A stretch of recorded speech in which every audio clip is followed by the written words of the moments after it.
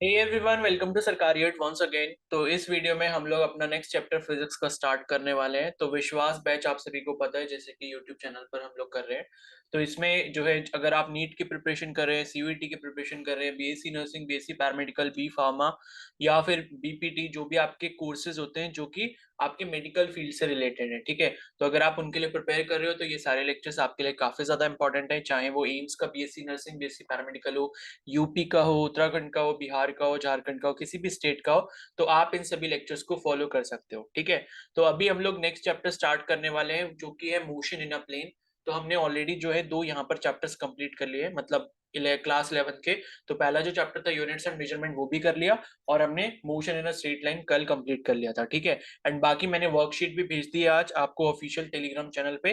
तो अगर आपने ऑफिशियल टेलीग्राम चैनल विश्वास बैच का ज्वाइन नहीं करा, तो कमेंट सेक्शन में आपको लिंक मिल जाएगा, वहां से जाके आप उसको ज्वाइन कर सकते हो। एंड प्लीज लाइक जरूर कर देना, because your likes are my motivation.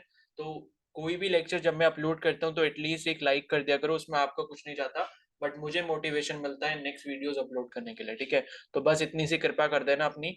और ये जो चैप्टर है बेसिकली थोड़ा सा बड़ा चैप्टर है, तो इसमें शायद 2 से 3 लेक्चर हमको लग जाएंगे। एंड देखो क्या है कि मैं आपको जो भी लेक्चर्स करवा रहा हूँ वो आप देखो, नोट्स बनाओ। मैं आपको क्वेश्चंस होमवर्क देता हूँ, वो करा करो। वर्कशीट मैं आपको भेज रहा हूँ, आज मैंने यूनिट्स एंड मेजरमेंट की वर्कशीट भेज दी है, वो करो, ठीक है। और मैंने बोला है कि भाई मैं आंसर शीट वगैरह उसकी शेयर नहीं करूंगा, आप खुद से सॉल्व करो, नहीं आपको आंसर मिलता तो खुद उसको सर्च आउट करो। जब हमारे सारे लेक्चर्स कंप्लीट हो जाएंगे तो उसके बाद हम लोग क्वेश्चंस प्रैक्टिस भी साथ में कर लेंगे, ठीक है। तो मोशन इन अ प्लेन जो चैप्टर है वो आपका थर्ड चैप्टर है क्लास 11 का। तो इसमें बेसिकली दो पार्ट्स आ जाते हैं, अगर हम चैप्टर को डिवाइड करने की कोशिश करें तो पहला जो पार्ट है उसमें आपको वेक्टर्स के बारे में पढ़ना पड़ता है, ठीक है। एंड वेक्टर्स के बाद इस चैप्टर में प्रोजेक्टाइल मोशन वगैरह जो है वो दिया हुआ है। तो इस पर्टिकुलर लेक्चर में हम लोग सिर्फ और सिर्फ बात जो करेंगे वो वेक्टर्स की करेंगे। तो वेक्टर्स मैं आपको पढ़ाऊंगा, एंड इसके बाद इसके जो क्वेश्चंस आपको दूंगा मैं वर्कशीट के फॉर्म में दूंगा, और वो वर्कशीट मैं आपको टेलीग्राम चैनल पे भेज दूंगा, तो वहां से जाके आप उसको डाउनलोड करके क्वेश्चन सॉल्व कर लेना। और क्वेश्चन सॉल्व करने के बाद उसकी फोटोज क्लिक करके पीडीएफ बना के आप या तो टेलीग्राम चैनल पर ही भेज सकते हो, या फिर ये मेरा पर्सनल टेलीग्राम है, SHIKHER_297, इस पर भी आप मेरे को भेज सकते हो, ठीक है। तो बेसिक मैथमेटिक्स भी मैंने आपको पूरा पढ़ा दिया, अगर वो लेक्चर्स भी नहीं देखे तो देख लेना, पूरी प्लेलिस्ट मैंने बनाई है जितने लेक्चर्स अभी तक अपलोड हो गए हैं। तो अब स्टार्ट करते हैं मोशन इन अ प्लेन। तो मैंने कल जब आपको motion in a straight line पढ़ाया था तो उसमें मैंने आपको बताया था कि भाई मोशन इन अ प्लेन क्या होता है। जब हम 2 डायमेंशनल मोशन की बात कर रहे होते हैं, यानी कि कहीं पर भी कोई ऑब्जेक्ट अगर ऐसे मूव कर रहा है कि उसके दो एक्सेस चेंज हो रहे हैं, ठीक है। सपोज मेरे पास कुछ इस तरीके का अगर कोऑर्डिनेट एक्सिस का सिस्टम है, ये मेरा वाई एक्सिस है, ये एक्स एक्सिस है। तो अगर मान लो कोई पार्टिकल है, वो अपनी पोजीशन यहाँ ओ से वो स्टार्ट करता है और ओ से मूव करता हो, मान लो यहाँ किसी पर्टिकुलर पॉइंट ए पर पहुंच जाता है, ठीक है। तो ए पर पहुंचने का मतलब क्या है कि यहाँ पर जो है इसका जो एक्स कोऑर्डिनेट चेंज हुआ है, एक्स कोऑर्डिनेट मान लो इतना चेंज हुआ है, मान लो इसकी वैल्यू यहाँ पर 5 है, और वाई कोऑर्डिनेट जो चेंज हुआ है वो कितना हुआ है, 4 चेंज हुआ है, ठीक है। तो यहाँ पर क्या है कि जो आपका एक्स एक्सिस वाला होता है, तो हम क्या करते हैं, जब भी हम मोशन इन अ प्लेन पढ़ते हैं तो हम इसी चीज को क्या करते हैं, वेक्टर से रिप्रेजेंट करने की कोशिश करते हैं, ठीक है। तो हम अभी जो टॉपिक पढ़ेंगे उसका नाम क्या है, वेक्टर, ठीक है। तो वेक्टर से हम 2D मोशन हो या 3D मोशन हो या 1D मोशन हो, सभी टाइप के मोशन को हम क्या कर सकते हैं, रिप्रेजेंट कर सकते हैं।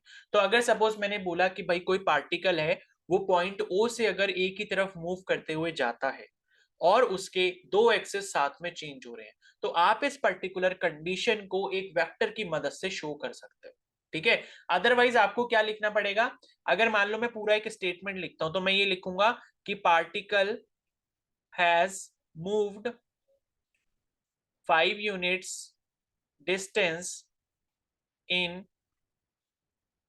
x axis direction and 4 units distance in y axis direction, ठीक है। अगर मेरे को ये चीज आपको एक्सप्लेन करनी तो मेरे को इतनी बड़ी सी लाइन लिखनी पड़ेगी, लेकिन अगर वेक्टर का कॉन्सेप्ट मैं आपके सामने ले आता हूं तो ये काम मेरा बहुत आसान हो जाएगा। कैसे आसान हो जाएगा, अगर मैं इसको ऐसे लिख दूं, कितना, 5 i cap plus 4 j cap, और मान लो इस पर्टिकुलर वेक्टर का नाम ओ ए है, तो इससे मैंने आपको ये बता दिया। तो जब मैंने ये लिखा, इसको वेक्टर फॉर्म में लिखने की कोशिश करी, तो छोटी सी लाइन में मेरा काम हो गया, मैंने आपको बता दिया। अब ये ओ ए जो आपका वेक्टर बना है, ठीक है। OA बेसिकली क्या है, पोजीशन वेक्टर है। किसकी पोजीशन बता रहा है, ये पार्टिकल की पोजीशन बता रहा है जो O से लेके A तक मूव कर चुका है। तो OA बेसिकली पोजीशन वेक्टर है एंड उसको मैंने 5 i cap plus 4 j cap लिख दिया। अब ये i कैप क्या होता है, i कैप का मतलब होता है x एक्सिस के अलोंग जो आपका यूनिट वेक्टर होता है उसे हम i कैप कहते हैं, और y एक्सिस के अलोंग जो यूनिट वेक्टर होता है उसे हम j कैप कहते हैं। अब मान लो यहाँ पर अगर कोई एक तीसरा एक्सिस z एक्सिस होता है तो इसके अलोंग अगर कोई यूनिट वेक्टर होता है तो उसे k कैप कहते हैं। अब ये यूनिट वेक्टर क्या होता है इसको थोड़ा आगे चल के अभी हम डिस्कस करेंगे।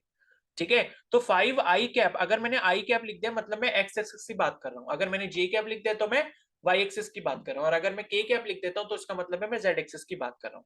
तो ये जो मैंने लिखा है 5 आई कैप प्लस 4 जे कैप, इससे मेरे को सीधे सीधे पता चल जाएगा कि पार्टिकल ने एक्स एक्सिस में 5 का डिस्टेंस मूव किया है 5 यूनिट्स का, और वाई एक्सिस में जो है 4 का डिस्टेंस मूव किया है। तो वेक्टर हमको इस तरीके से मदद करता है कि किसी भी कॉम्प्लेक्स चीज को आप अगर बड़ा सा एक्सप्लेन नहीं करना चाहते, तो अगर आपको उसको शॉर्ट में डिफाइन करना है तो वेक्टर की मदद से आप ये काम कर सकते हो। ठीक है। अब हमने प्रीवियस लेक्चर में दो टाइप की क्वांटिटीज भी देखी थी, कि कुछ क्वांटिटीज आपकी क्या होती हैं, स्केलर्स होती हैं, और कुछ क्वांटिटीज आपकी क्या होती हैं, वेक्टर्स होती हैं। तो स्केलर क्या होता है भाई, जिसमें सिर्फ और सिर्फ हम मैग्नीट्यूड की बात कर रहे होते हैं, हमें डायरेक्शन से कोई भी मतलब नहीं होता है। लेकिन वेक्टर्स वो क्वांटिटीज होती हैं जिसमें मैग्नीट्यूड के साथ साथ क्या चाहिए होता है, हमें डायरेक्शन भी चाहिए होती है उस पर्टिकुलर फिजिकल क्वांटिटी को एक्सप्लेन करने के लिए। ठीक है। तो ये डिफरेंस होता है। तो वेक्टर हम पढ़ते इसीलिए हैं ताकि हम वेक्टर क्वांटिटीज को रिप्रेजेंट आसानी से कर पाए, उनको रिप्रेजेंट करने के बाद उनकी जो कैलकुलेशन है उनको आसानी से कर पाए। समझ आ रही है बात? तो थोड़ा थोड़ा आपको इंट्रोडक्शन मिल गया होगा बेसिकली वेक्टर्स क्या होते हैं, कैसे यूज किया जाता है, और क्या क्या उनका काम होता है। और ये जो वेक्टर्स का इस्तेमाल करते हैं ये सिर्फ और सिर्फ किसके लिए होते हैं, वेक्टर क्वांटिटीज के लिए। जैसे फॉर एग्जांपल वेक्टर क्वांटिटीज कौन कौन सी होती हैं, फोर्स हो गया, ठीक है, वेलोसिटी हो गया, फिर एक्सेलरेशन हो गया, ठीक है, और उसके बाद जो है आपका मोमेंटम हो गया, ठीक है, लीनियर मोमेंटम हो गया सपोज, और इसके अलावा इम्पल्स हो गया। ठीक है। तो ऐसी बहुत सारी क्वांटिटीज हो सकती हैं जो वेक्टर्स होती हैं। स्केलर क्वांटिटी में क्या क्या क्वांटिटी आ जाती है, जैसे टाइम हो गया, ठीक है, स्पीड हो गया, डिस्टेंस हो गया, अगर डिस्प्लेसमेंट होगा तो वो वेक्टर में आएगा, ठीक है, वर्क हो गया, एनर्जी हो गया। क्लियर है?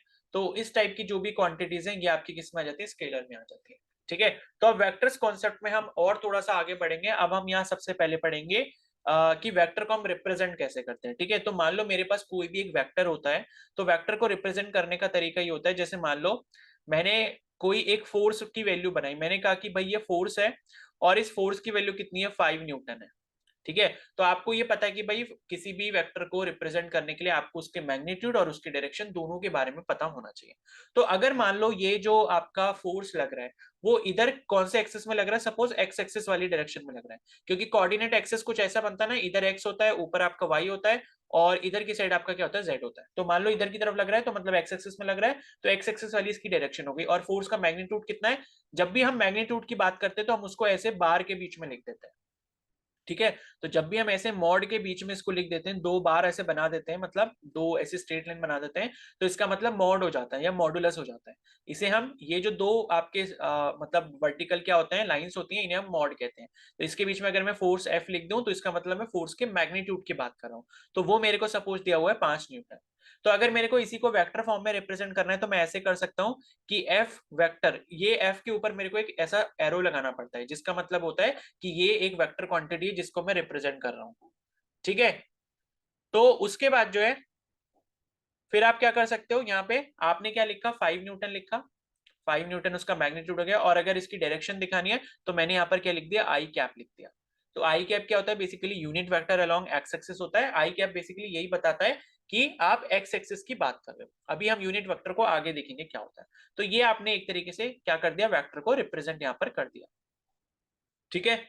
अब सपोज मैं ये कहता हूं कि भाई एक कोई पार्टिकल है, ठीक है, और पार्टिकल यहाँ ओ पॉइंट पर है, ओरिजिन पॉइंट पर है, ये आपका एक्स एक्सिस हो गया, ये आपका वाई एक्सिस हो गया, और मैंने कहा कि particle at time t equal to 0 second यहाँ पर था, और जब 10 सेकेंड का टाइम यहाँ पर हो गया तो पार्टिकल किसी पर्टिकुलर पॉइंट पे यहाँ पर पहुंच गया, जिस पॉइंट के कोऑर्डिनेट्स आपको 3 आपको कितने दिए थे, 3,5 दिया था।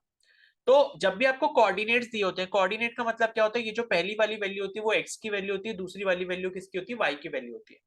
ठीक है, तो इसका मतलब है कि एक्स एक्सिस में इसने 3 मूव करा है, 3 यूनिट्स मूव करे हैं, और इस पार्टिकल ने वाई एक्सिस में कितने यूनिट मूव करे हैं, 5 यूनिट मूव करे हैं। तो अगर मेरे को इस पर्टिकुलर ये मतलब डिस्प्लेसमेंट को वेक्टर से रिप्रेजेंट करना है तो कैसे करूंगा, इनिशियल पॉइंट मान लो ए ओ था और फाइनल पॉइंट मान लो ए हो गया जहां पर ये पहुंचा। ठीक है, तो मैं इसको मिला देता हूं तो ये कुछ ऐसा बन जाएगा। तो अगर मेरे को इसको वेक्टर फॉर्म में रिप्रेजेंट करना है तो मैं क्या लिखूंगा, O A vector is equal to X axis में कितना मूव कर रहा है 3, तो 3 लिख दूंगा मैं आई कैप। फिर उसके बाद वाई एक्सिस में कितना मूव कर रहा है 5, तो मैं 5 लिख दूंगा जे कैप। तो ये मेरा क्या हो गया, वेक्टर रिप्रेजेंट हो गया। तो इस तरीके से वेक्टर रिप्रेजेंट करने के तरीके हो सकते हैं। क्लियर है। उसके बाद हम नेक्स्ट आते हैं हम टाइप्स ऑफ वेक्टर के ऊपर। ठीक है, टाइप्स ऑफ वेक्टर यानी कि वेक्टर जो है किस किस टाइप के हो सकते हैं। तो पहली चीज तो आपको ये पढ़नी है कि इक्वल वेक्टर्स क्या होते हैं। अगर मैं ये बोल रहा हूं कि भाई कोई वेक्टर दो मेरे पास है, कोई दो वेक्टर मेरे पास है और वो इक्वल है, तो इक्वल होने का मतलब क्या होता है। तो इक्वल वेक्टर का मतलब होता है कि both magnitude and direction are same. ठीक है, यानी कि जब भी मैं कह रहा हूं कि भाई दो वेक्टर अगर मेरे पास है या 3 वेक्टर मेरे पास हैं और मैं कह रहा हूं कि भाई तीनों इक्वल हैं, इसका मतलब है कि उनका मैग्नीट्यूड भी सेम होगा तीनों का और उनकी डायरेक्शन भी सेम होगी। यानी कि अगर मान लो मेरे पास ए वेक्टर है, बी वेक्टर है और सी वेक्टर है और मैं कह रहा हूं कि ये क्या है, इक्वल वेक्टर है, इसका मतलब ये है कि जो ए का मैग्नीट्यूड होगा वही बी का मैग्नीट्यूड होगा और वही क्या होगा, सी का मैग्नीट्यूड होगा। ठीक है, ये मॉड में लिखा, मॉड का मतलब क्या होता है, मैग्नीट्यूड। तो मैग्नीट्यूड इन तीनों का बराबर होगा और ये तीनों कैसे होंगे, they belong to same direction, इनकी डायरेक्शन भी सेम होगी। तो इक्वल वेक्टर का मतलब बेसिकली ये होता है कि उनका मैग्नीट्यूड और उनका डायरेक्शन दोनों सेम होगा। ठीक है, तो ये हो गए आपके इक्वल वेक्टर। अब दूसरे टाइप के वेक्टर यहां पर होते हैं पैरेलल वेक्टर। पैरेलल वेक्टर, तो पैरेलल वेक्टर में क्या है कि मैग्नीट्यूड आपका डिफरेंट हो सकता है। ठीक है, मैग्नीट्यूड कैन बी डिफरेंट, मतलब सेम भी हो सकता है और डिफरेंट भी हो सकता है, कैन बी सेम और डिफरेंट। लेकिन इनकी जो डायरेक्शन है वो क्या होगी, डायरेक्शन इनकी सेम होगी। ठीक है, डायरेक्शन क्या होगी, डायरेक्शन इज सेम। यानी कि अगर मान लो ए वेक्टर ऐसा है इधर की तरफ और बी वेक्टर मान लो इस तरीके से, बेसिकली होता क्या है कि जितनी लंबी ये एरो की लेंथ बताते हैं बनाते हैं हम लोग ड्रॉ करते हैं, उतना ही ज्यादा उसका मैग्नीट्यूड हम मानते हैं। यानी कि ए वेक्टर के लिए मैंने अगर छोटा एरो बनाया है और बी वेक्टर के लिए अगर मैंने बड़ा एरो बनाया है वेक्टर को रिप्रेजेंट करने के लिए ग्राफिकली, मतलब ड्रॉ करके अगर मैं एक्सप्लेन कर रहा हूँ, तो जिस जिस एरो की मतलब लेंथ जो है वो लंबी होगी वो वेक्टर का मैग्नीट्यूड ज्यादा होगा, और जिस वेक्टर का जो मैं ड्रॉ कर रहा हूँ उसका एरो अगर छोटा होगा साइज में तो उसका मैग्नीट्यूड कम होगा। ठीक है, तो यहां पर मैं ये बोल सकता हूं कि भाई मैग्नीट्यूड ऑफ ए जो है वो आपका लेस देन है मैग्नीट्यूड ऑफ बी से, लेकिन ये क्या है, दोनों ही सेम डायरेक्शन में। ठीक है, ये ए वाला वेक्टर भी आपका इस साइड पर है और बी वाला वेक्टर भी आपका इस साइड पर है, तो यानी कि क्या होगा, ये दोनों सेम डायरेक्शन में हो गए, और सेम डायरेक्शन का मतलब क्या है, ये पैरेलल वेक्टर होते हैं। ठीक है, और इसी के साथ एक टर्म और होता है जिसे हम कह सकते हैं एंटी पैरेलल। ठीक है, एंटी पैरेलल का मतलब क्या होता है कि एक वेक्टर अगर इधर है तो दूसरा वेक्टर इधर होगा, और इनके दोनों के बीच में एंगल कितना होता है, 180 डिग्रीज का, अगर कोई दो वेक्टर एंटी पैरेलल है। ठीक है, एंटी पैरेलल का मतलब कि जिस डायरेक्शन में पर्टिकुलरली एक वेक्टर है उसके जस्ट ऑपोजिट डायरेक्शन में दूसरा उसका वेक्टर होगा। यानी कि अगर मान लो ये ए है तो ये सपोज बी है, और अगर ये दोनों ऑपोजिट डायरेक्शन में तो हम ऐसे वेक्टर्स को एंटी पैरेलल वेक्टर्स कहते हैं, और इनके बीच में एंगल जो होता है वो कितना होता है, 180 डिग्रीज का होता है। ठीक है, और उसके बाद यहां पर जो है, जो मैंने आपको पैरेलल वेक्टर बताया, इनके बीच में एंगल कितना होता है, इन दोनों के बीच में एंगल 0 डिग्री का होता है। यानी कि अगर मैं ये ए बना दूं ए वेक्टर और इसके आगे अगर मैं ये बी वेक्टर बना दूं तो इन दोनों के बीच में ये एंगल कितना हो जाएगा, 0 डिग्री का हो जाएगा। ठीक है, तो मतलब ये थोड़ा सा मतलब सही नहीं है इस तरीके से बनाना, ये ऐसे 0 नहीं बनेगा। मतलब आप ये समझ लो कि अगर सेम डायरेक्शन में कोई भी दो वेक्टर्स होंगे या दो लाइंस होती है तो उनके बीच में एंगल कितना होता है, 0 डिग्री का होता है, और जस्ट ऑपोजिट होती है तो कैसा होता है, 180 डिग्रीज का होता है। ठीक है, तो ये हो गए आपके पैरेलल और एंटी पैरेलल वेक्टर्स के बारे में। उसके बाद नेक्स्ट जो यहाँ पर टाइप है वेक्टर का, वो हम ले लेते हैं कोलिनियर वेक्टर। ठीक है, तो पैरेलल एंटी पैरेलल मैंने आपको साथ में ही पढ़ा दिया। थर्ड नंबर पे ले लेते हैं कोलिनियर वेक्टर। ठीक है, कोलिनियर वेक्टर में देखो एक टर्म आ रहा है लीनियर करके। ठीक है, कोलिनियर वेक्टर में जो टर्म आ रहा है क्या आ रहा है, लीनियर करके आ रहा है, मतलब कि सेम लाइन में, ठीक है, सेम लाइन में आपके जो है ये क्या होंगे, वेक्टर होंगे। तो कोलिनियर का मतलब होता है कि जो ऐसे वेक्टर होते हैं जो कि सेम लाइन में होते हैं, वो उन वेक्टर्स को हम क्या कहते हैं, कोलिनियर वेक्टर कहते हैं। कहने का मतलब है कि अगर ये एक वेक्टर है और ये एक वेक्टर है, मान लो ये एक वेक्टर बी ए है, ये वेक्टर बी है, तो अगर इनको ज्वाइन करने वाली जो इमेजिनरी लाइन है, अगर मान लो मैं एक इमेजिनरी लाइन बनाता हूँ, स्ट्रेट लाइन बनाता हूँ, ठीक है, एक इमेजिनरी स्ट्रेट लाइन बनाई मैंने ये रेड कलर से, तो अगर एक एक इमेजिनरी स्ट्रेट लाइन में जितने भी वेक्टर आपके सेम लाइन में आ रहे होंगे, ऐसे वेक्टर्स को हम क्या कहेंगे, कोलिनियर वेक्टर कहेंगे। ठीक है, ये पैरेलल लिख दिया मैंने गलती से, कोलिनियर वेक्टर हो गया। ठीक है, कोलिनियर वेक्टर यानी कि कोई भी दो वेक्टर हैं और अगर आप एक इमेजिनरी स्ट्रेट लाइन बना रहे हो और उसी से वो दोनों पास हो जाते हैं कैसे भी करके, तो वो क्या होंगे, कोलिनियर वेक्टर होंगे। ठीक है, तो ये जो है, मान लो एक वेक्टर ऐसे बनाया और एक वेक्टर ऐसे बनाया, अब मान लो मैं यहाँ पर एक लाइन जो वो मैं ऐसे करके बना देता हूँ, तो ये क्या होगा, ये भी कोलिनियर वेक्टर होगा, बिकॉज एक ही इमेजिनरी लाइन से ये पास हो जा रहे हैं। तो ऐसे वेक्टर को हम क्या कहते हैं, कोलिनियर वेक्टर कह देते हैं। ठीक है, इतनी सी चीज आपको आई होप समझ आ गई होगी। अब उसके बाद नेक्स्ट आ जाते हैं हम लोग जीरो वेक्टर के ऊपर। ठीक है, तो जीरो वेक्टर का मतलब क्या होता है, मान लो कहीं पर जीरो वेक्टर जैसा कोई टर्म आ जाए, तो जीरो वेक्टर का मतलब होता है कि भाई जिसका मैग्नीट्यूड क्या हो, जीरो के बराबर हो, मैग्नीट्यूड इज जीरो। तो आप ऐसा समझ सकते हो कि भाई जिसका मैग्नीट्यूड जो है वो आपका जीरो के बराबर हो, और इसकी जीरो वेक्टर की कोई भी डायरेक्शन नहीं होती, नो डायरेक्शन, क्योंकि भाई जब मैग्नीट्यूड ही जीरो हो गया तो आप एरो कैसे बना पाओगे। अगर मान लो ये मैग्नीट्यूड यहाँ पे ये जीरो हो गया, तो आप एरो कैसे बनाओगे, अगर इधर बनाओगे तो छोटा सा भी एरो बना दे तो थोड़ा सा मैग्नीट्यूड आ जाएगा उसमें, तो आप जीरो वेक्टर को ड्रॉ ही नहीं कर सकते, इसलिए जीरो वेक्टर की कोई भी डायरेक्शन नहीं होती है। ठीक है, तो ये हो गया आपका जीरो वेक्टर। अब नेक्स्ट आ जाते हैं हम, एक और टाइप का वेक्टर होता है जो होता है आपका को प्लेनर वेक्टर, या चलो पहले को इनिशियल कर लेते हैं, को इनिशियल वेक्टर्स। ठीक है, को इनिशियल वेक्टर्स का मतलब क्या होता है कि जिनके इनिशियल पॉइंट सेम होते हैं। ठीक है, जिनके इनिशियल पॉइंट सेम होते हैं, यानी कि मान लो मैंने एक पॉइंट ये लिया, इससे एक वेक्टर ए इधर जा रहा है, इससे एक वेक्टर बी इधर जा रहा है, इससे एक वेक्टर सी इधर को जा रहा है, और मान लो इधर एक जा रहा है डी। तो इनके देखो आप, जो मतलब ओरिजिनेटिंग पॉइंट है या इनिशियल पॉइंट है वो सेम है सारे। ठीक है, जो मान लो आप ओ ले लो, तो सारे के सारे ये जो चार आपके वेक्टर हैं वो ओ पॉइंट से जा रहे हैं, ओ पॉइंट से इनकी स्टार्टिंग हो रही है, तो ऐसे वेक्टर को हम क्या कहते हैं, को इनिशियल वेक्टर कहते हैं। उसके बाद नेक्स्ट आ जाते हैं हम यहाँ पर 7 नंबर पे, जो होते हैं हमारे को प्लेनर वेक्टर। ठीक है, को प्लेनर, को प्लेनर जैसे कि नाम से समझ आ रहा होगा, प्लेन प्लेन करके आ रहा है, मतलब कि they have same plane, they have same plane.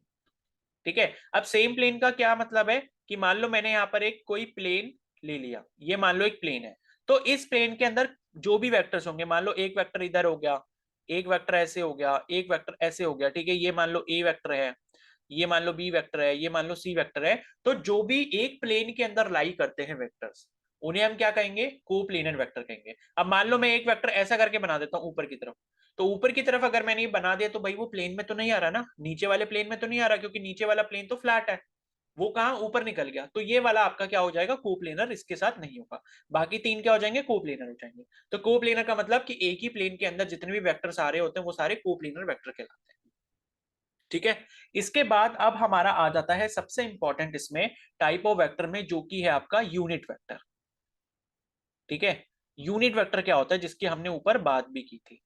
तो यूनिट वेक्टर का मतलब होता है a vector that has magnitude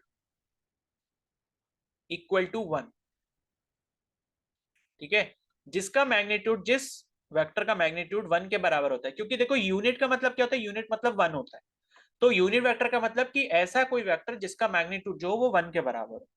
ठीक है, अब ये अगर मान लो आपको निकालना है, तो इसको जो डिनोट करने का एक तरीका होता है, it is denoted by A cap. ठीक है, ए कैप, इस तरीके से कैप बना देते हैं, जोकर वाली कैप बना देते हैं। तो अगर कोई भी वेक्टर के ऊपर ये कैप लगा होता है तो मतलब हम उसके यूनिट वेक्टर की बात कर रहे हैं। जैसे सपोज मैं आपको एग्जांपल देता हूं कि आपने यूनिट वेक्टर बनाना कैसे होता है। ठीक है, तो ए कैप जो होता है, आपको ध्यान रखना है, यूनिट वेक्टर जो बनता है वो कैसे बनता है, जो आपको वेक्टर दिया होता है अगर आप उसको उसके मैग्नीट्यूड से डिवाइड कर देते हो तो आपको यहाँ पर क्या मिल जाता है, यूनिट वेक्टर मिल जाता है। ठीक है, मान लो अगर किसी वेक्टर का मैग्नीट्यूड 5 है और आपने उसको 5 से ही डिवाइड कर दिया, तो आपको जो वेक्टर दोबारा मिलेगा वो क्या मिलेगा, यूनिट वेक्टर मिलेगा। फॉर एग्जांपल यहां पर लेते हैं, जैसे मान लो मेरे पास कोई एक वेक्टर है एक्स वेक्टर, तो एक्स वेक्टर अगर मेरे पास है, सपोज मैं ये कह रहा हूं, चलो एक्स नहीं लेते, इसको कुछ और ले लेते हैं, पी ले लेते हैं। ठीक है, पी वेक्टर अगर सपोज मेरे पास है 3 i cap plus 4 j cap plus 6 k cap, suppose इस तरीके से, और मेरे को क्या निकालना है इससे, यूनिट वेक्टर ऑफ पी निकालना है, यानी कि पी का यूनिट वेक्टर क्या होगा, तो पी का यूनिट वेक्टर मतलब पी कैप होगा, और पी कैप जो होगा वो क्या होगा, P vector divided by P vector का मैग्नीट्यूड। अब बात आती है कि इस वेक्टर का मैग्नीट्यूड आप लोग कैसे निकालोगे। ठीक है, तो कभी भी आपको कोई भी वेक्टर आई कैप प्लस जे कैप प्लस के कैप के टर्म्स में जब भी दिया होता है, तो हम उसका मैग्नीट्यूड कैसे निकालते हैं, सिंपल है। यहाँ पर अगर आप पी वेक्टर का मैग्नीट्यूड निकालना चाहते हो तो आप स्क्वायर रूट करते हो। स्क्वायर रूट किसका, आई के साथ जो टर्म है उसका, जे के साथ जो टर्म है उसका, और के साथ जो टर्म है उसका। तो आई के साथ क्या है, +3 है, यानी कि 3 का क्या कर दोगे, स्क्वायर कर दोगे। जे के साथ क्या टर्म है, +4 है, तो +4 का क्या कर दोगे, स्क्वायर कर दोगे। और के साथ क्या टर्म है, 6 है, +6, तो +6 का स्क्वायर कर दोगे। तो ये कितना आ जाएगा आपके पास, 3 का स्क्वायर 9 होता है, 4 का स्क्वायर 16 होता है, 6 का स्क्वायर 36 होता है। तो इसको जब आप ऐड करोगे तो कितना हो जाएगा, 25 और 36, यानी कि 25 और 36 कितना हो गया, 41, 51, 61 हो गया। तो √61 आ गया। तो ये मेरे पास क्या आ गया, पी वेक्टर का मैग्नीट्यूड आ गया। तो पी वेक्टर का मैग्नीट्यूड मुझे मिल गया। तो पी कैप की जो वैल्यू हो जाएगी वो क्या हो जाएगी, 1/पी, पी वेक्टर का मैग्नीट्यूड यानी कि कितना है, √61 है, और इसको आप किससे मल्टीप्लाई कर दोगे, पी वेक्टर से मल्टीप्लाई कर दोगे। तो जो आपको पी वेक्टर दिया था, क्या दिया था, 3i cap plus 4j cap plus 6k cap के बराबर दिया था। तो ये आपको क्या है, पी वेक्टर के लिए यूनिट वेक्टर मिल गया। ठीक है, अब यहाँ पर क्या है, ये जो आपको सिंबल दिए हैं ये बीच में आपके माइनस भी हो सकते हैं, जैसे कि 3i cap -4j cap -6k cap. तो उस टाइम जब आप पी वेक्टर का मैग्नीट्यूड निकाल रहे होगे तो आप विद साइन वैल्यू लेते हो, यानी कि जे के साथ अगर -4 है तो -4 का स्क्वायर करोगे। आता वो पॉजिटिव ही है, क्योंकि -4 का स्क्वायर 16 ही होता है। ठीक है, प्लस का 16 होता है। तो ये चीज मैंने आपको बेसिक मैथ्स में भी बताई थी कि किसी भी नंबर की अगर पावर है ऑड में और वो अगर नेगेटिव है, तो ऑड पावर अगर होती है किसी नेगेटिव नंबर की तो वो नेगेटिव ही आता है आंसर। और अगर नेगेटिव नंबर की पावर और इवन हो जाती है तो उसका स्क्वायर, मतलब उसका जो आंसर है वो क्या आ जाता है, पॉजिटिव हो जाता है। तो इतना आपको यहाँ पर समझना है। ठीक है, तो ये हो गया आपका यूनिट वेक्टर के बारे में। ठीक है ना। अब इसके बाद हम समझते हैं कि जो हमने आई कैप जे कैप के कैप करा था वो क्या था। ठीक है, तो यहां पर ये देख लेते हैं कि unit vector along X axis, Y axis and Z axis. यानी कि अगर हम कोऑर्डिनेट सिस्टम में एक्स एक्सिस, वाई एक्सिस और जेड एक्सिस की बात कर रहे हैं तो इनके अलोंग जो यूनिट वेक्टर होते हैं वही आपके आई कैप जे कैप और के कैप होते हैं। यानी कि यूनिट वेक्टर जो आपका एक्स एक्सिस के अलोंग होता है वो क्या होता है, आपका आई कैप होता है। और वाई एक्सिस के अलोंग जो आपका यूनिट वेक्टर होता है वो क्या होता है, आपका जे कैप होता है। और जेड एक्सिस के अलोंग जो आपका क्या होता है, यूनिट वेक्टर होता है, उसी को हम के कैप कहते हैं। तो अब ये आई कैप जे कैप के कैप का मतलब क्या है, कि मान लो अगर मैंने एक कोऑर्डिनेट सिस्टम बनाया, ये एक्स एक्सिस है, ये वाई एक्सिस है, और इधर की तरफ मान लो ये जेड एक्सिस है। तो कहने का मतलब यहाँ पर ये है कि एक्स एक्सिस में अगर आप यूनिट वेक्टर देख रहे हो तो इसका मतलब है कि एक्स एक्सिस के अलोंग एक ऐसा वेक्टर जिसका मैग्नीट्यूड किसके बराबर होगा, 1 के बराबर होगा। उसी तरीके से वाई एक्सिस के अलोंग एक ऐसा वेक्टर जे कैप जिसका मैग्नीट्यूड 1 के बराबर होगा। और जेड एक्सिस के अलोंग के कैप इस तरीके का यूनिट वेक्टर जिसका मैग्नीट्यूड जो है 1 के बराबर होगा।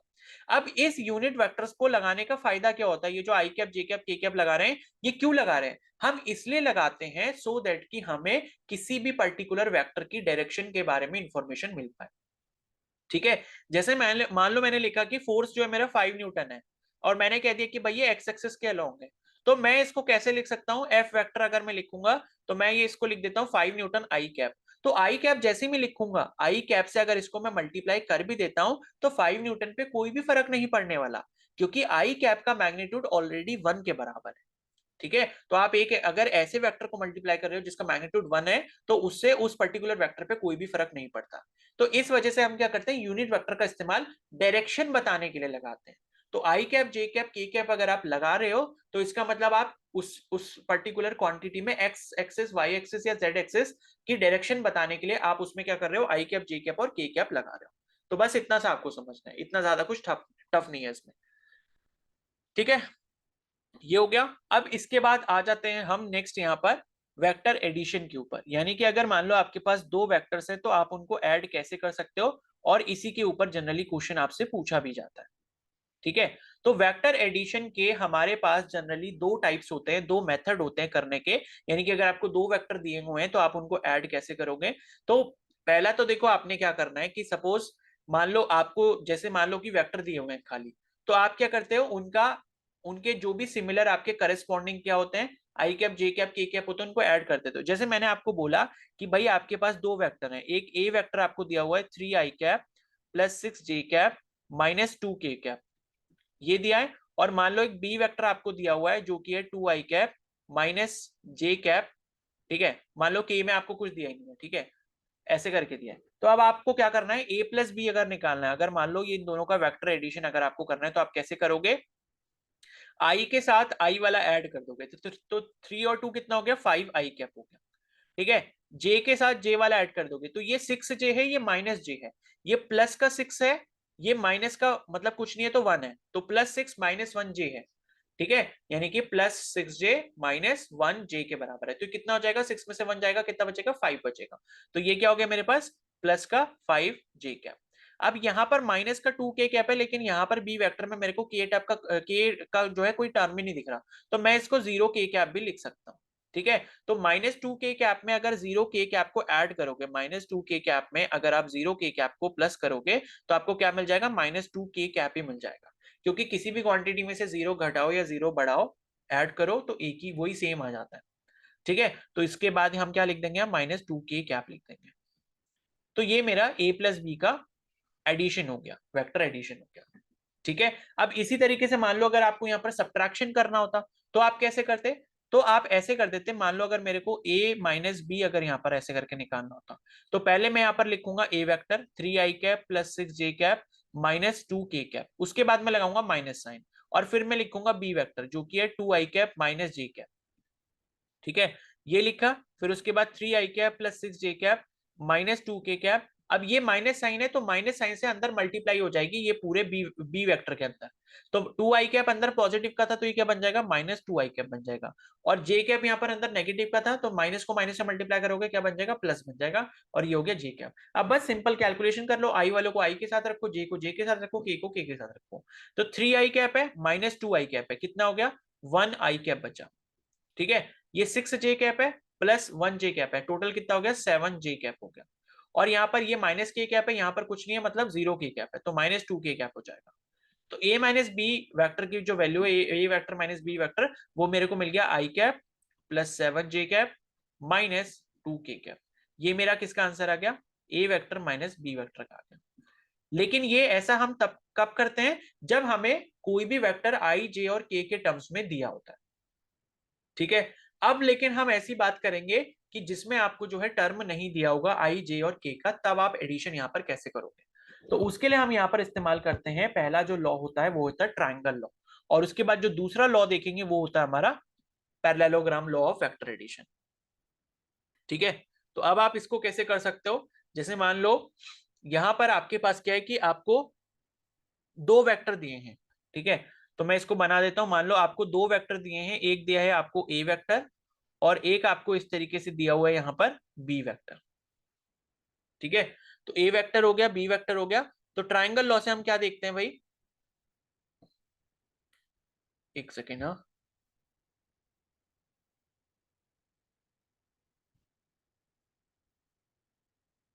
ठीक है, तो देखो ये ए वेक्टर हो गया, ये बी वेक्टर हो गया। उसके बाद अगर आपने इसमें ट्राइंगल लॉ लगाना है, मतलब ये है कि आप क्या कर रहे हो, इनको ऐड कर रहे हो।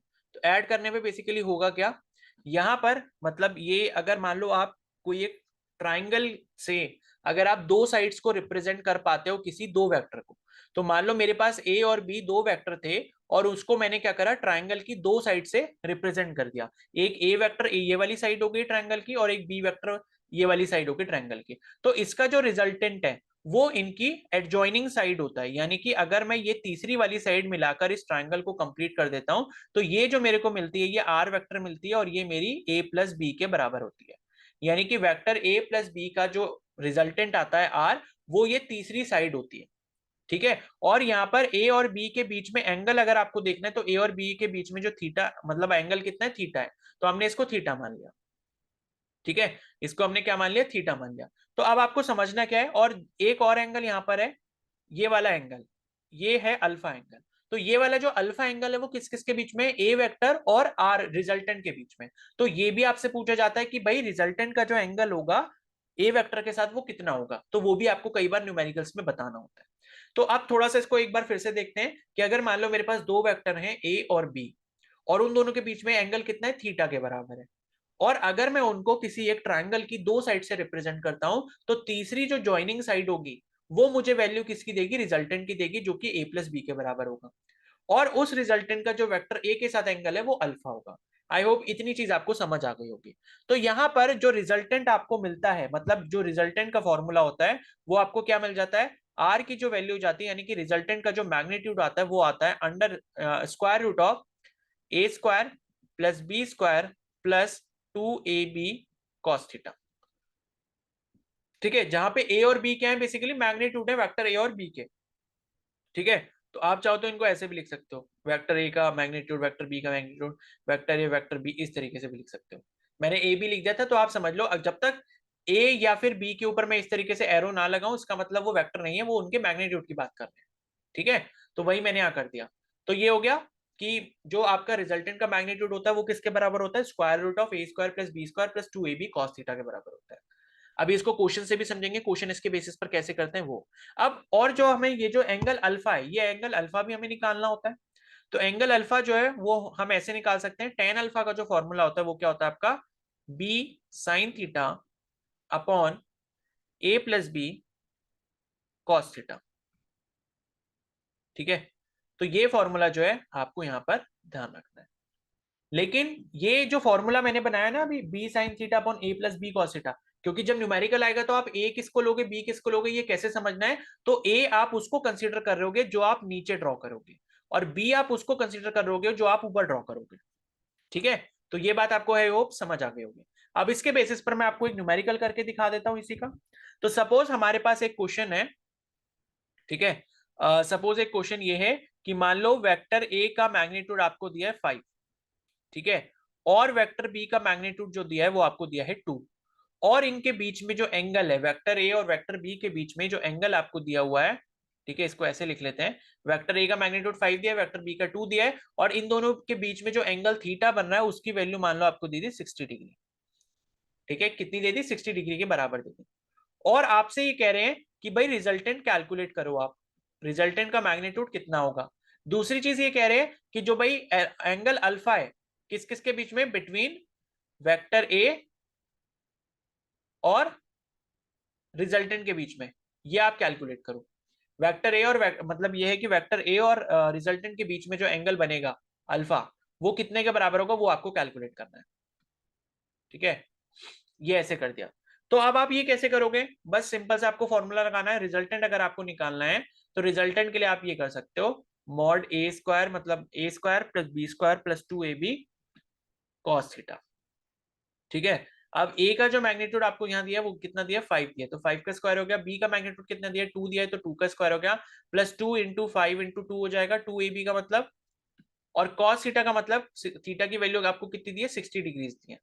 ठीक है, ये हो गया। अब उसके बाद यहाँ पर ये कितना हो जाएगा, 5 का स्क्वायर 25 हो गया, 2 का स्क्वायर कितना हो गया, 4 हो गया, 2 इंटू 5 इंटू 2, 2 5 जा 10 इंटू 2 कितना हो गया, 20 हो गया, और cos 60 की वैल्यू क्या होती है भाई, 1/2 होती है। तो 2 से ये कैंसिल हो गया 10 टाइम्स, तो कितना बचा, अंडर रूट 25 प्लस 4 प्लस 10, यानी कि ये कितना हो गया, स्क्वायर रूट ऑफ 39 हो गया। तो स्क्वायर रूट ऑफ 39 यूनिट जो है ये आपका क्या आ गया, रिजल्टेंट का मैग्नीट्यूड आ गया। अब आपको रिजल्टेंट की डायरेक्शन निकालनी है, तो टेन अल्फा वाला फॉर्मूला लगा देंगे, वो कितना हो जाएगा, बी साइन थीटा अपॉन ए प्लस बी कॉस थीटा। ठीक है, तो ए प्लस बी कॉस थीटा, तो ए अगर आपने किसको माना है, ए वाला जो आपने मान लिया, आपने ए को क्या माना है, ए वाला 5 है। ठीक है, तो ए वाला अगर आपको कह दिया कि 5 है, तो यहां पर कैसे निकालोगे आप, तो बी साइन थीटा मतलब बी आपका जो है वो क्या है, 2 के बराबर है। ठीक है, बी जो है वो आपका क्या है, 2 के बराबर है, तो 2 इंटू साइन 60 हो जाएगा, थीटा की वैल्यू 60 है, ए का मतलब क्या 5 है, बी कॉस थीटा। ठीक है, तो b क्या है यहाँ पर, b आपका था 2 इंटू कॉस 60। ठीक है, इसको सॉल्व कर लोगे, आपको टेन अल्फा की जो भी वैल्यू मिलेगी, अल्फा की वैल्यू अगर आपको निकालनी है तो जो भी इधर आएगा वो उसका क्या हो जाएगा, टेन इनवर्स हो जाएगा।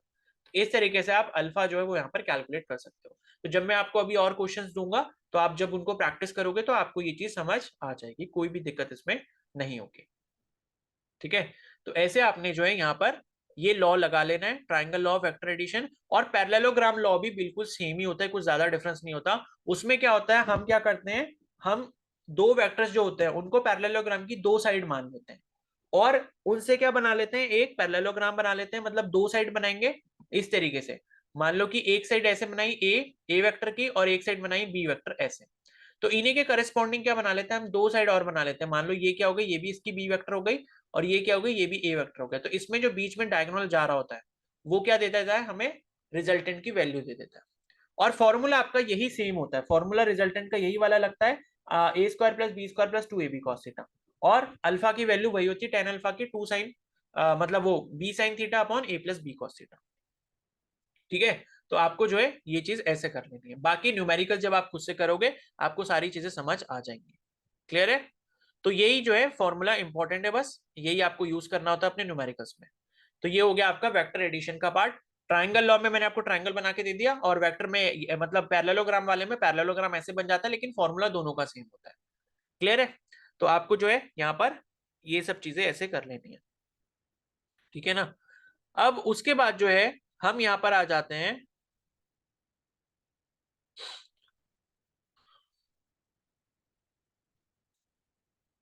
अब जो नेक्स्ट टॉपिक है यहाँ पे वेक्टर्स में वो है resolution of vector into components. ठीक है, resolution of vectors into components. ठीक है, अब इसका मतलब क्या है, इसका मतलब जस्ट ऑपोजिट है उसका। जैसे कि अभी हमने देखा था कि मान लो ऊपर जो सबसे पहले हमने पढ़ा था कि कोई भी पार्टिकल पॉइंट ओ से ओरिजिन से मूव करके ए पर पहुंच जाता है, तब हम उसको क्या कर सकते हैं, वेक्टर वेक्टर में रिप्रेजेंट कर सकते हैं। ठीक है, लेकिन मान लो अगर आपके पास एक वेक्टर इस तरीके से दिया हुआ है, ठीक है, सपोज आपको ये वेक्टर दिया हुआ है ए। ठीक है, इसको रेड से बना लेता हूं मैं।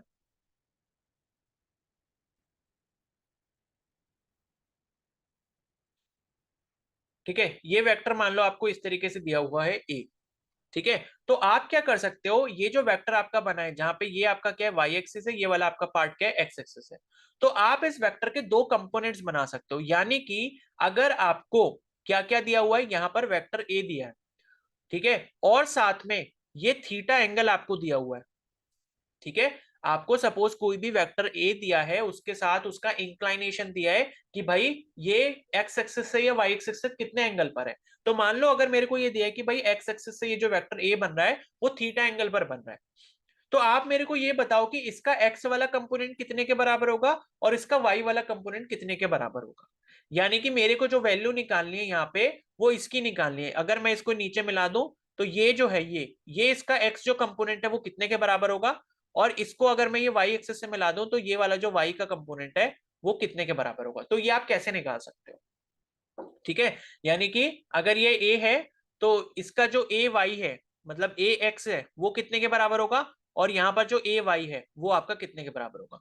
ठीक है, इसे वेक्टर नहीं लिखते क्योंकि हम इसके सिर्फ मैग्नीट्यूड की बात करेंगे, मतलब वेक्टर भी लिख सकते हैं कोई दिक्कत नहीं है। अब कैसे होगा कि ये जो आपका वेक्टर होता है, ठीक है, ये जो आपका वेक्टर ए होता है तो आपको पता है कि भाई इसके दो कंपोनेंट होते हैं, एक तो आपका ए एक्स वाला होता है जो कि आई कैप के साथ जुड़ा होता है, और एक आपका ए वाई वाला होता है जो कि आपका जे कैप के साथ जुड़ा होता है, और तीसरा भी हो सकता है जो कि ए जेड हो सकता है जो कि के कैप के साथ जुड़ा हो। ठीक है, तो अब हम ढूंढने की कोशिश यहां पर कर रहे हैं कि ए एक्स जो है वो आपका कितने के बराबर होगा, ए एक्स का मैग्नीट्यूड, और ए वाई जो है वो कितने के मैग्नीट्यूड के बराबर होगा। तो आपको हमेशा ध्यान ये रखना है कि ये जो एक्स वाला कंपोनेंट है, मतलब आपको ध्यान क्या रखना है, जो थीटा जिसके साथ आ रहा होता है, यानी कि अगर हमने कोई वेक्टर बनाया उसका इंक्लाइनेशन थीटा है, तो जिस साइड के साथ उसका एंगल इंक्लाइनेशन थीटा के बराबर होता है वो साइड आपकी बराबर हो जाती है ए इंटू कॉस थीटा के बराबर। यानी कि वेक्टर ए का मैग्नीट्यूड और उसको कॉस थीटा के साथ जब आप मल्टीप्लाई कर देते हो तो आपको उसके वो वाले कंपोनेंट की वैल्यू मिल जाती है जिसके साथ थीटा ड्रॉ किया गया। तो यहाँ पर थीटा किसके साथ ड्रॉ किया गया है, एक्स एक्सिस वाले ax के साथ ड्रॉ किया गया है, तो ax की वैल्यू क्या हो गई, mod of a cos theta हो गई। ठीक है, उसी तरीके से जो दूसरा कंपोनेंट होता है जिसमें थीटा हमने नहीं लिया, उसकी जो वैल्यू है यानी कि ए वाई जो है उसकी जो वैल्यू है वो कितने के बराबर हो जाती है, उस पर्टिकुलर वेक्टर का mod multiplied by sine theta. I hope ये चीज आपको समझ आ गई होगी। ठीक है, तो ए एक्स की वैल्यू यहां पर कितनी हो गई भाई, mod of A cos theta के बराबर हो गई, और ए वाई की वैल्यू यहां पर कितनी हो गई, mod of A sine theta के बराबर हो गई। ठीक है, और अगर मैं आपको बताऊं कि अगर मान लो ये थीटा मेरा कुछ ऐसा बना होता, सपोज अगर मेरे पास कुछ ऐसी कंडीशन दी होती कि ये वाई एक्सिस है, ये एक्स एक्सिस है, और यहाँ पे मेरे को थीटा की वैल्यू सपोज ये वाली दी होती, और ये मेरा वेक्टर कोई ए होता, तो अगर मैं यहाँ से इसका ये वाला कंपोनेंट निकालता, ये वाला एक्स कंपोनेंट हो गया, और इधर वाला क्या हो गया, ए वाई कंपोनेंट हो गया, तो अब मेरा ये जो थीटा बना है, थीटा कौन सी वाली साइड के साथ बना है, वाई वाली साइड के साथ बना है, तो ए वाई जो है अब मेरा क्या होता है, ये ए का मॉड इंटू कॉस थीटा हो जाता, यानी कि जिसके साथ थीटा आता है आप उसके साथ उसको कॉस थीटा के साथ मल्टीप्लाई करते हो, और ए एक्स वाला जो कंपोनेंट है वो मेरा क्या बन जाता है, mod of A into sine theta के बराबर हो जाता। तो ध्यान बस आपको ये रखना है कि जिसके साथ थीटा आएगा उसके साथ कॉस थीटा का कंपोनेंट होता है, और जिसके साथ थीटा नहीं आएगा उसके साथ साइन थीटा का कंपोनेंट होता है। अब इसको एक एग्जांपल से समझते हैं। जैसे मान लो मेरे को एक वेक्टर दिया गया, सपोज इस तरीके से, ये कोई वेक्टर p है, ठीक है, और इस p वेक्टर का जो मैग्नीट्यूड है वो आपको यहाँ पर नहीं दिया है, सपोज p वेक्टर आपको ऐसे दिया है कि p वेक्टर जो है वो आपको दिया है 3i cap plus 4j cap. चलो इसमें तो पता ही लग रहा है इसमें क्या कंपोनेंट बताने हैं, इसमें एक्स एक्सिस का 3i कंपोनेंट हो जाएगा, 3 हो जाएगा, और वाई एक्सिस का 4 हो जाएगा, नहीं ऐसे नहीं। ठीक है, आपको क्या है यहाँ पर मैग्नीट्यूड की वैल्यू दी है, तो p वेक्टर का मैग्नीट्यूड मान लो आपको कितना दिया है, 5 दिया है, और आपको यहाँ पर ये जो थीटा एंगल है उस थीटा की वैल्यू आपको 60 डिग्रीज दी है, और आपसे ये बोला कि भाई इसका जो ये एक्स वाला कंपोनेंट है, मान लो अगर मैं इसको एक्स एक्सिस पर मिला दूं तो ये जो एक्स एक्सिस का कंपोनेंट है वो कितना होगा, और अगर मान लो मैं इसको वाई एक्सिस से मिला दूं तो ये वाला वाई एक्सिस का कंपोनेंट कितना होगा। तो वाई एक्सिस वाला मान लो ये आपका पी वाई हो गया, ठीक है, पी वेक्टर है तो इसका जो वाई एक्सिस वाला कंपोनेंट है क्या हो जाएगा, पी वाई हो गया। ठीक है, पी वाई, और ये वाला जो हो गया वो क्या होगा, पी एक्स का हो गया, यानी कि मैग्नीट्यूड आपको निकालना है। तो पी वाई वाला जो कंपोनेंट है वो आपका कितने के बराबर हो जाएगा, वो आपका magnitude of P into sine 60 के बराबर हो जाएगा, क्योंकि जो आपका पी वाई वाला कंपोनेंट है उसके साथ थीटा नहीं आ रहा, तो उसके साथ साइन 60 आएगा। तो पी का मैग्नीट्यूड कितना 5 है, इंटू साइन 60 करोगे कितना होता है, √3/2 होता है, यानी कि 5√3/2 जो है वो इसका मैग्नीट्यूड हो जाएगा वाई वाले कंपोनेंट का। और दूसरा काम अगर हम ये करें कि एक्स वाला कंपोनेंट यहाँ पर निकालना चाहते हैं तो पी एक्स निकाल लेता हूं, तो इसका जो वो हो जाएगा वो क्या हो जाएगा, पी का magnitude into cos of 60 degree, तो ये हो जाएगा 5 इंटू कॉस ऑफ 60 कितना होता है, 1/2 होता है, यानी कि 5/2 हो जाएगा, यानी कि 2.5 हो जाएगा। आगे बात समझ में?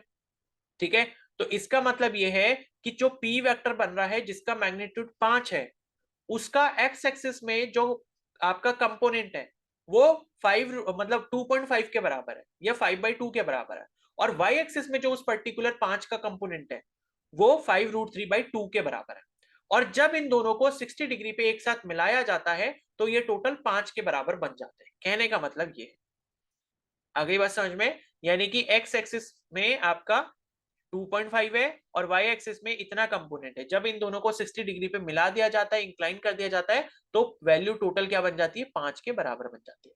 तो कहने का मतलब है अगर आपको कोई भी वेक्टर दिया हुआ है, उसका मैग्नीट्यूड दिया है, और आपको उसको कंपोनेंट वाइज मैग्नीट्यूड कैलकुलेट करना है, यानी कि एक्स एक्सिस में देखना है कि उसका पार्टिसिपेशन कितना है और वाई एक्सिस में पार्टिसिपेशन कितना है, तो आप इस तरीके से कैलकुलेट कर सकते हो। तो इसी को हम क्या कहते हैं, रिजोल्यूशन ऑफ वेक्टर कंपोनेंट कहते हैं। ठीक है, तो ये हो गया। अब इसके बाद आ जाते हैं हम स्केलर प्रोडक्ट या डॉट प्रोडक्ट, और उसके बाद हम बात करेंगे वेक्टर प्रोडक्ट की। तो यहां पर क्या होता है, अगर मान लो हमारे पास वेक्टर है तो वेक्टर का प्रोडक्ट निकालने के हमारे पास दो तरीके होते हैं, एक को हम कहते हैं डॉट प्रोडक्ट या स्केलर प्रोडक्ट भी कहते हैं, और दूसरे को कहते हैं हम वेक्टर प्रोडक्ट। तो पहले हम पढ़ेंगे यहाँ पर डॉट प्रोडक्ट के बारे में।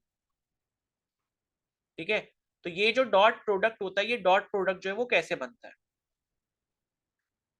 तो सपोज अगर मेरे पास कोई भी दो वेक्टर्स हैं ए और बी, और मुझे इनका डॉट प्रोडक्ट निकालना है, तो मैं ऐसे लिखूंगा ए वेक्टर बीच में आएगा डॉट और लिखूंगा वी वी वेक्टर। तो ये जो डॉट प्रोडक्ट होता है ये किसके बराबर होता है, magnitude of A into magnitude of B, और उसके बाद यहां पर क्या आ जाता है, यहां पर आ जाता है कॉस थीटा। यानी कि ए और बी के बीच में अगर एंगल थीटा है तो आप उसको क्या कर देते हो, कॉस थीटा से मल्टीप्लाई कर देते हो। तो इसी को हम क्या कह देते हैं कि भाई ए और बी का ये क्या बन गया, डॉट प्रोडक्ट बन गया।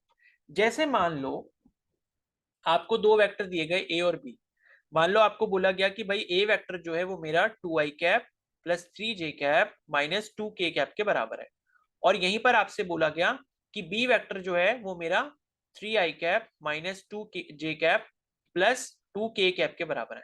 तो अगर मान लो आपको इस फॉर्म में दिया है, यानी कि आई जे के कैप के टर्म्स में दिया होता है, तो आपको ये वाला रूल अप्लाई नहीं करना होता। ये रूल कब अप्लाई करना होता है वो मैं अभी बता रहा हूं, पहले ये देख लो। जब आपको आई जे और के टर्म्स में दिया होता है तब आप ए डॉट बी कैसे निकालते हो, तब आप ए डॉट बी कैसे निकालते हो कि आई वाला कंपोनेंट ए का और आई वाला कंपोनेंट बी का, इनको आपस में मल्टीप्लाई कर देते हो, तो 2 3 जा 6 हो जाता है, और आई डॉट आई जो होता है वो आपका 1 के बराबर होता है। अभी हम इसको आगे देखेंगे आई डॉट आई क्या होता है, उसको भी देखते हैं अभी। ठीक है, उसी तरीके से यहाँ पर +3j है और यहाँ पर -2j है, तो +3 को -2 से मल्टीप्लाई करोगे कितना आएगा, -6 आएगा, तो -6 लिख दिया। बाकी j डॉट j जो है वो 1 के बराबर हो जाता है। उसी तरीके से ये -2k कैप है और ये +2k कैप है, तो -2 इंटू +2 कितना होता है, -4 के बराबर होता है, और k इंटू के कितना हो गया, k डॉट के वो 1 के बराबर होता है। ठीक है, तो ये कितना आ गया आपका 6 - 6 कितना हो गया, 0, और 0 - 4 कितना हो गया, -4, यानी कि a डॉट बी की जो वैल्यू वो मेरी -4 के बराबर आ गई। तो अब हम इसे स्केलर प्रोडक्ट इसलिए कहते हैं बिकॉज इसका जो आंसर आता है वो एक स्केलर के बराबर होता है। स्केलर के बराबर मतलब उसमें कोई भी यूनिट वेक्टर नहीं लगा होता जिससे हमें उसकी डायरेक्शन के बारे में पता चल पाए। तो इसी वजह से डॉट प्रोडक्ट को स्केलर प्रोडक्ट भी कहा जाता है। ठीक है, तो ये हम ऐसे निकालते हैं जब हमें डॉट प्रोडक्ट निकालना होता है, जब हमें आई जे और के टर्म्स में दिया हो कोई भी वेक्टर। अगर मान लो हमें सिंपली ये बोला हो कि भाई ए वेक्टर का जो मैग्नीट्यूड है वो आपका 5 के बराबर है, बी वेक्टर का जो मैग्नीट्यूड है वो मान लो 6 के बराबर है, और इन दोनों के बीच में थीटा की वैल्यू मान लो 30 डिग्री दी है, तो अब आप ये बताओ कि ए डॉट बी जो है वो कितने के बराबर होते हैं। तो ए डॉट बी जो है वो आप कैसे निकाल सकते हो, mod A into mod B into cos of 30 degree. ठीक है, तो मॉड ए कितना है भाई, 5 के बराबर है, मॉड ऑफ बी कितना है, 6 के बराबर है, कॉस 30 निकालोगे तो कितना हो जाएगा, वो √3/2 हो जाएगा। तो 2 1 जा 2 हो गया, 2 3 जा 6 हो गया, कितना आ गया, 5 3 जा 15 √3, इतना आ गया। ठीक है, तो ये देख रहे हो ये क्या मिला आपको, डॉट प्रोडक्ट करने के बाद सिर्फ और सिर्फ एक नंबर मिला है, और इसी नंबर की वजह से हम इसे क्या बोलते हैं, स्केलर प्रोडक्ट भी बोलते हैं। क्योंकि अगर ऐसी क्वांटिटी आती जिसमें आई जे या फिर के लगा होता तो वो वेक्टर बन जाता, और ऐसा कब होता है, जब हम वेक्टर प्रोडक्ट कैलकुलेट करते हैं, जो अभी हम आगे देखेंगे, जिसे हम क्रॉस प्रोडक्ट भी कहते हैं। ठीक है, तो ऐसे हम निकालते हैं अपना स्केलर प्रोडक्ट। आगे बात समझ में, तो ये हो गया। अब मैं आपको बता रहा था कि I dot I, J dot J और के डॉट के क्या होता है। तो अगर आप आई कैप डॉट आई कैप करते हो, यानी कि इन दोनों का क्या करते हो, डॉट प्रोडक्ट निकालते हो, तो ये कितना हो जाएगा, आई का मैग्नीट्यूड इंटू आई का मैग्नीट्यूड इंटू कॉस, इन दोनों के बीच में एंगल कितना होगा, 0 डिग्री होगा। अब आप ये पूछोगे कि भाई आई और आई के बीच में 0 डिग्री एंगल कैसे होगा। भाई जब हम अभी अपना कोऑर्डिनेट एक्सिस जो बना के आए थे उसमें ये एक्स एक्सिस था, तो हमने ये बोला था ये जो आई कैप होता है, आई कैप क्या होता है, एक्स एक्सिस के अलोंग यूनिट वेक्टर होता है जिसका मैग्नीट्यूड किसके बराबर होता है, 1 के बराबर होता है। ठीक है, तो आई कैप हमने पढ़ा था कि आई कैप कौन सा वेक्टर होता है, यूनिट वेक्टर होता है, किसके अलोंग, एक्स एक्सिस के अलोंग होता है। तो अगर मैं दो आई कैप बना देता हूं, एक आई कैप ये बनाया, एक आई कैप ये बनाया, तो भाई एक दूसरे के ऊपर ही तो होंगे, और इनके बीच में एंगल कितना बन जाएगा, 0 डिग्री बन जाएगा। क्यों, जैसे अभी हमने देखा था कि दो ऐसे होते हैं या फिर दो ऊपर एक के ऊपर एक बन जाएगा, तो उनके बीच में एंगल कितना हो जाएगा, 0 डिग्री, जिसे हम पैरेलल वेक्टर भी कहते हैं। क्योंकि भाई आई बना रहे हो और दूसरा अगर आई कैप बनाओगे तो वो भी तो वहीं पर बनाओगे ना, उसके ऊपर जस्ट, तो वो एक दूसरे के पैरेलल हो जाएंगे, और पैरेलल के केस में दोनों के वेक्टर के बीच में एंगल कितना होता है, 0 डिग्री होता है। ये अभी हम ऊपर पढ़ के आए थे। ठीक है, तो आई डॉट आई जब आप यहां पर निकालोगे तो वो कितने के बराबर हो जाएगा, magnitude of I into magnitude of I into cos theta उनके बीच में। और ये कैसे निकला, ये जो अभी हमने फॉर्मूला देखा कि ए डॉट बी, अगर आप ए और बी दो वेक्टर का डॉट प्रोडक्ट निकाल रहे हो तो ए का मैग्नीट्यूड बी का मैग्नीट्यूड इंटू कॉस थीटा होता है। तो ए यहाँ पर आई कैप है और बी भी हमारा आई कैप है, तो ए का मैग्नीट्यूड आई कैप का मैग्नीट्यूड, बी का मैग्नीट्यूड आई कैप का magnitude into cos theta, theta उनके बीच में कितना 0 डिग्री हो गया। कैसे हो गया समझा दिया मैंने। अब आई का मैग्नीट्यूड कितना 1, क्योंकि यूनिट वेक्टर का मैग्नीट्यूड कितना होता है 1 होता है आई कैप का, और इसका भी 1 हो गया, और कॉस 0 की वैल्यू कितनी होती है 1 होती है। तो इस तरीके से 1 इंटू कितना आ गया 1 आ गया। तो आई डॉट आई जो है वो आपका 1 के बराबर होता है। और इसी तरीके से जे डॉट जे, के डॉट के, जे डॉट जे इसकी वैल्यू 1 होती है, और के डॉट के ये भी हमारा 1 होता है, और ये भी आप सेम तरीके से निकाल सकते हो। जे डॉट जे का मतलब क्या है, जे का मतलब क्या होता है, जे कैप का unit vector along Y axis. उन दोनों के बीच में भी एंगल कितना बनेगा, जे और जे के बीच में एंगल कितना बनेगा 0 डिग्री बनेगा, और जे और जे का मैग्नीट्यूड कितना 1 के बराबर है, तो 1 इंटू 1 वापस से कितना हो जाएगा 1 हो जाएगा। तो कोई भी यूनिट वेक्टर लेते हो आप और दो सेम यूनिट वेक्टर ले रहे हो तो उनका डॉट प्रोडक्ट हमेशा 1 के बराबर होता है। यानी कि जनरलाइज केस में हम ये कह सकते हैं कि ए डॉट ए जो है वो 1 के बराबर होता है। यानी कि कभी भी हमारे पास दो सेम वेक्टर होते हैं और उनका अगर हम डॉट प्रोडक्ट निकालते हैं तो वो 1 के बराबर आता है। कहने का मतलब ये है। तो आई और आई, जे और जे, और के के बीच में क्या हो गया, डॉट प्रोडक्ट 1 हो गया। इसी वजह से मैं आपको जो यहाँ बता रहा था कि ए और बी का जब आप निकाल रहे थे डॉट प्रोडक्ट, तो 2 को आपने 3 से किया और आई डॉट आई किया, तो आई डॉट आई तो 1 हो गया, 2 3 जा कितना हो गया 6 हो गया। और उसी तरीके से 3j को आपने किससे करा, 2j से करा, तो 3 इंटू -2 से करा, 3 इंटू -2 कितना हो गया -6, और j डॉट j कितना हो गया 1 के बराबर होगा। और इसी यही सेम जो है k के साथ भी होता है। ठीक है, तो ये आपकी कहानी हो गई यहाँ पर डॉट प्रोडक्ट की। ओके, और यहाँ पर आपको एक चीज और ध्यान रखनी है, वो ये रखनी है कि इफ, ठीक है, ये बहुत इंपॉर्टेंट बात है, इस पर क्वेश्चन भी पूछे जाते हैं कि if two vectors are perpendicular to each other,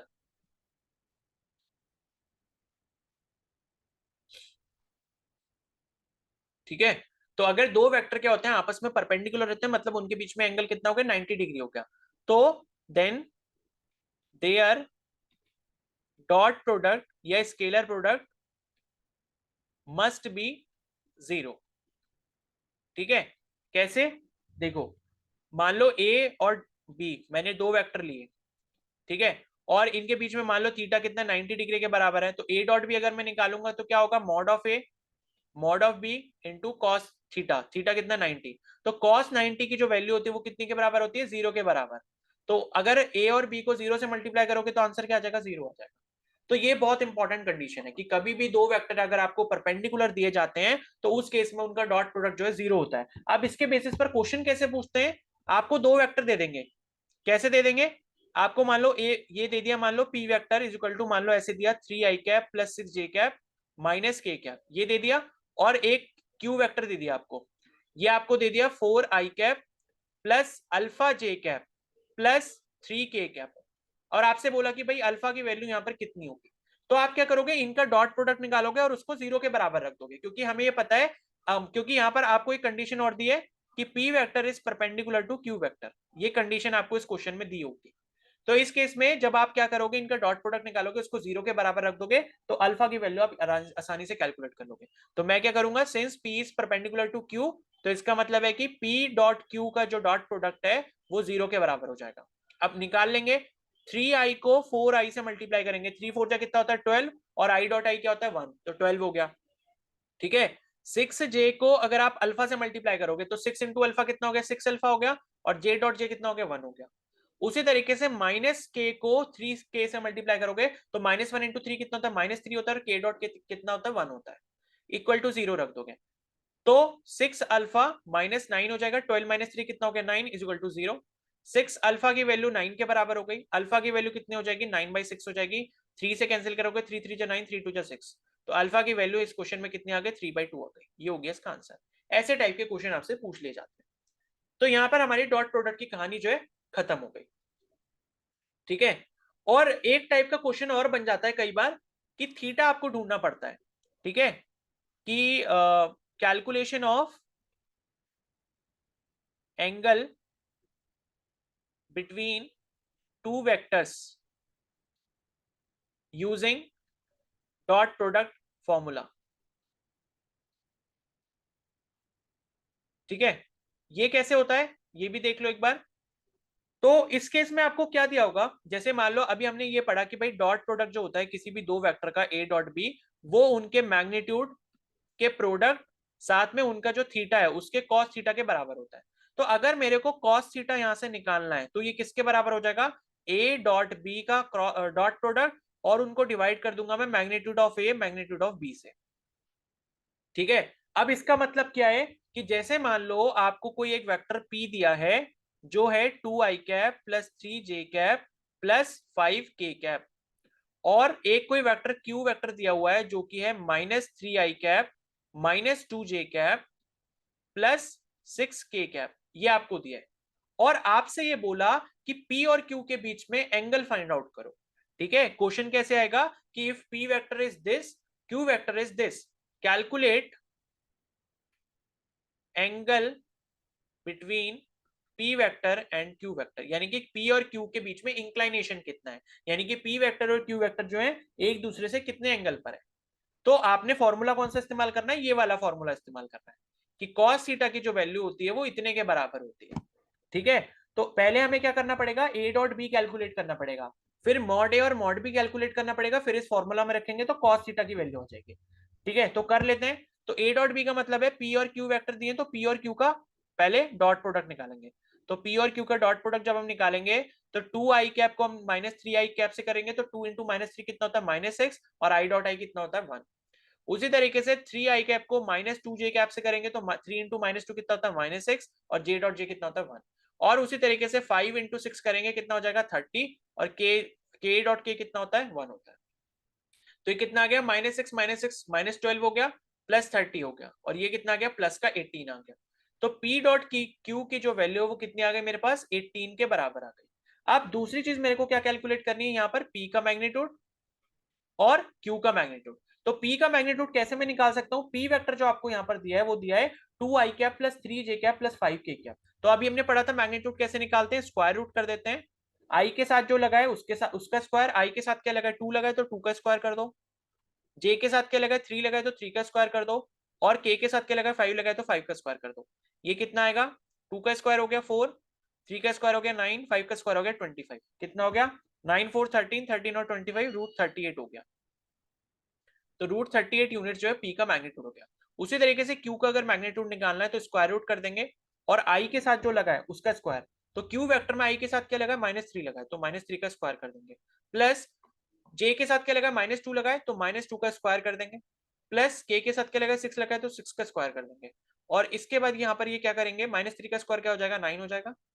ठीक है, और उसके बाद -2 का स्क्वायर कितना हो जाएगा 4 हो जाएगा, और 6 का स्क्वायर क्या हो जाएगा 36 हो जाएगा। और ये टोटल आ गया आपके पास रूट 49, और रूट 49 जो वो 7 के बराबर होता है, क्योंकि स्क्वायर रूट ऑफ 49 कितना होता है 7 होता है। इतना हो गया, अब बस सीधे फॉर्मूला में वैल्यू पुट कर देनी है। तो कॉस थीटा की वैल्यू हमें पता है क्या होती है, P dot Q divided by P का मैग्नीट्यूड क्यू का मैग्नीट्यूड। तो पी डॉट क्यू की जो वैल्यू हमारे पास आई है कितनी है 18 आई है, तो ये लिख दिया मैंने 18 अपॉन पी का मैग्नीट्यूड रूट 38 आया इंटू 7 क्यू का मैग्नीट्यूड। तो ये जो है ये मेरी वैल्यू आ गई कॉस थीटा की। तो कॉस थीटा जो है वो मेरा कितना है 18 बाय 7 रूट 38। और अगर मुझे थीटा निकालना है यहाँ पे, तो थीटा की वैल्यू यहाँ पर हो जाएगी cos of inverse 18 by 7 root 38। ठीक है, जब भी आपको कॉस थीटा ऐसे दिया होता है तो थीटा की वैल्यू आप उधर कॉस को ले जाते हो इनवर्स में, तो कॉस इनवर्स इतनी हो जाएगी। यहीं पर आपका आंसर खत्म हो गया, बिकॉज ये जो कैलकुलेशन निकलेगा ये कैलकुलेटर से निकलेगा, और इतना टफ आपको कभी नहीं देते, आपको सिंपल से देते हैं। जैसे कि मान लो कॉस थीटा की वैल्यू क्या आ गई, सपोज अगर आपके पास आ गई 1/2, तो कॉस थीटा की वैल्यू अगर 1/2 आ गई तो थीटा की वैल्यू क्या हो जाएगी, कॉस इनवर्स ऑफ 1/2 हो जाएगी। सपोज अगर कहीं पर ऐसा दिया है तो कॉस इनवर्स ऑफ 1/2 का मतलब क्या हो जाएगा कि भाई आपको ऐसी कॉस की वैल्यू देखनी है जहां पर, मतलब ऐसे थीटा की वैल्यू देखनी है जहां पर कॉस की वैल्यू 1/2 होती है। और ऐसा कहां पर होता है, ऐसा होता है आपका 60 डिग्री पे। 60 डिग्री पे कॉस 60 की वैल्यू 1/2 के बराबर होती है। ठीक है, तो ये जो है थीटा यहाँ पर कितना हो जाएगा 60 डिग्री हो जाएगा। तो हम ऐसे करके निकालते हैं इसको। ठीक है, ये दूसरा केस है। आंसर आपका पहले ये जो क्वेश्चन था वो ये हो गया, तो ऐसे कर लेना होता है। ठीक है, अब यहाँ पर आते हैं नेक्स्ट जो टॉपिक है इसमें, वो है आपका वेक्टर प्रोडक्ट, या जिसे हम क्रॉस प्रोडक्ट भी बोलते हैं। तो क्रॉस प्रोडक्ट, ठीक है, या वेक्टर प्रोडक्ट। ऊपर वाला जो अभी तक हमने पढ़ा वो क्या था, डॉट प्रोडक्ट या स्केलर प्रोडक्ट। ये जो पढ़ रहे हैं वो क्या है, क्रॉस प्रोडक्ट या वेक्टर प्रोडक्ट। ठीक है, तो इसमें क्या होता है, अगर मान लो आपके पास दो वेक्टर हैं, जैसे मैं कहता हूं कि ए वेक्टर है और बी वेक्टर है, और अगर आप इनका क्रॉस प्रोडक्ट निकाल रहे हो तो क्रॉस प्रोडक्ट का जो सिंबल होता है वो क्रॉस होता है, बीच में आप क्रॉस लगाते हो तो ये हो गया क्रॉस प्रोडक्ट। और ये जो क्रॉस प्रोडक्ट होता है वो होता है आपका mod of A into mod of B into sine of theta, ऐसे करके आप निकाल लेते हो। ठीक है, अब मान लो कि आपको ए वेक्टर और बी वेक्टर आई और जे और के टर्म्स में दिए हुए हैं, तो यहाँ पर वेक्टर प्रोडक्ट निकालना थोड़ा सा कठिन होता है, वो मैं आपको नहीं बताऊंगा और वो आपसे पूछा भी नहीं जाता जनरली। आप यही वाला बस फॉर्मूला याद रखो, यानी कि जब भी आपको ए का मैग्नीट्यूड दिया हो, बी का मैग्नीट्यूड दिया हो और उनके बीच में थीटा एंगल दिया हो और आपसे बोला हो कि भाई वेक्टर प्रोडक्ट कैलकुलेट करो या क्रॉस प्रोडक्ट कैलकुलेट करो, तो आप ये वाला फॉर्मूला इस्तेमाल कर लोगे। ठीक है, मैग्नीट्यूड ऑफ ए दिया है, बी दिया है, दोनों को आपस में मल्टीप्लाई करोगे और साइन थीटा लगा दोगे। लेकिन आपको यहाँ पर एक चीज बहुत अच्छे से ध्यान रखनी होती है कि ये आपका वेक्टर प्रोडक्ट है, तो इसमें यहाँ पर आगे डायरेक्शन के लिए भी कुछ ना कुछ इस्तेमाल किया जाता है। ठीक है, तो यहाँ पर डायरेक्शन भी कंपलसरी होती है, यानी कि इसका जो भी आंसर आएगा, मान लो 32 आया तो इसके आगे आई कैप, जे कैप या के कैप ऐसे करके कुछ लगा होगा। तो ये आप कैसे बता सकते हो, डायरेक्शन के बारे में ज्यादा जाओ मत, क्योंकि इस पर ज्यादा क्वेश्चंस आते नहीं है, बस फॉर्मूला देख लो। लेकिन मैंने आपको बता दिया कि वेक्टर प्रोडक्ट हम इसे इसीलिए कहते हैं क्योंकि इसके साथ डायरेक्शन का इस्तेमाल किया जाता है। तो जब क्वेश्चन करोगे तो क्वेश्चन करते टाइम ये सारी चीजें आपको समझ आ जाएंगी। इसका जो डायरेक्शन है वो हम स्क्रू रूल से निकालते हैं वैसे तो, लेकिन आपके काम का है नहीं क्योंकि इस पर ज्यादा क्वेश्चन बनते नहीं है, इसलिए मैं आपको ये ज्यादा समझाना नहीं चाहता।